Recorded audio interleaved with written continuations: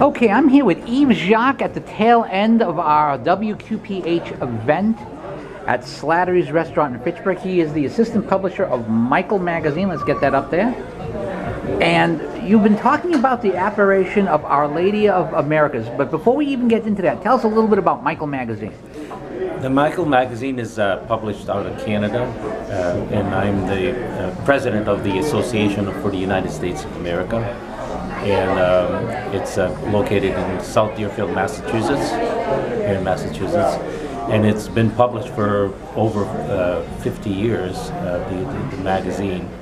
And I've been active with the Michael magazine since I was a teenager, so I just slowly progressed with the association and the work of bringing the triumph of Mary, Jesus and Mary, into the world. Now, what does Michael magazine focus on? Michael magazine focuses on the whole picture. So it's the body and the soul. In other words, we have spiritual needs, but we also have physical needs.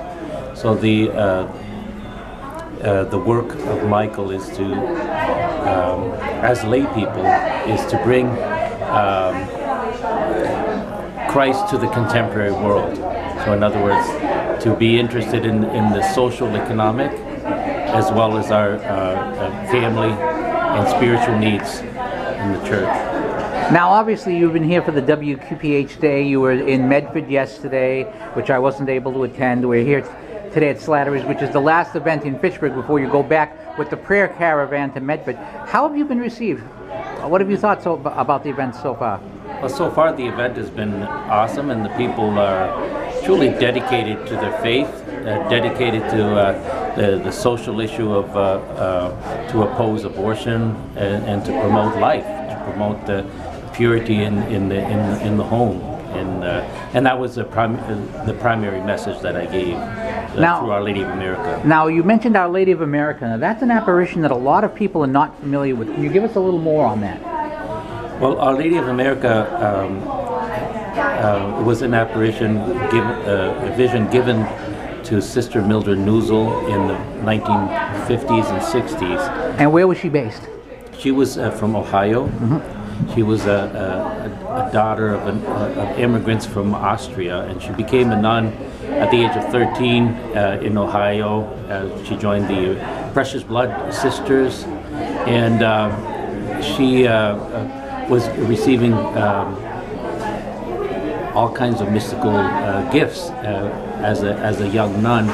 And in 1940, she was given a spiritual director, Father Paul Liebald, who later became the Archbishop of Cincinnati. So you can see God's hand, like preparing her and preparing him for the mission for the United States of America.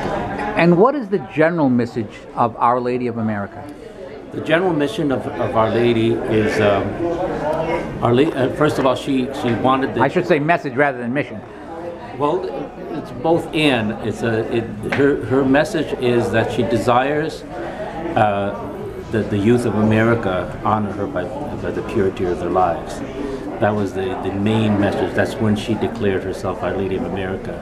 So in other words, she gave the young people of America a mission to spread purity and to honor her by their purity.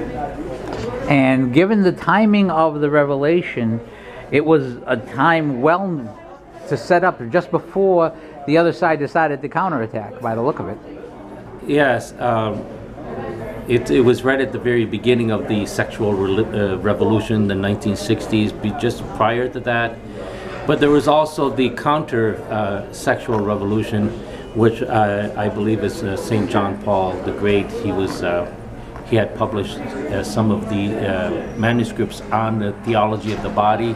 You could say the antidote to the evils of sexual impurity was the grandeur of God's mission for the human body and for the human person.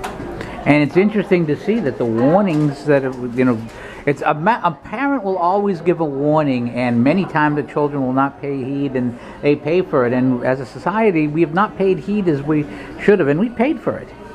I think so.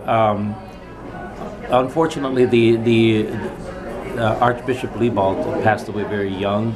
He was in 1973, so the message had just barely started, and so Sister Mildred didn't have that holy helper, in other words, to continue the mission, because he was the one that had the message printed. He gave the imprimatur, and the kneel upset was given through his Vicar General. In other words, there was a motion to push forward this great message, and then it kind of was squelched because of a lack of interest of other prelates. Because to be honest, in the United States and in many Western countries, mystical theology is always suppressed to our detriment, because we need to see the hand of God in the things that we do. We've actually seen an example of that in Buffalo recently, but I don't want to get too far off subject. So, if people want to find out more about Our Lady of America, more about the message, and more about Michael Magazine, where should they go? Well, I would start with michaeljournal.org.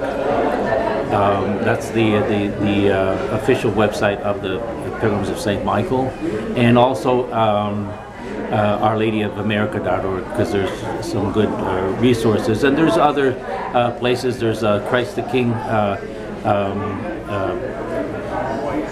Dan Lynch Ministries, that has a lot of the messages of Our Lady of America as well.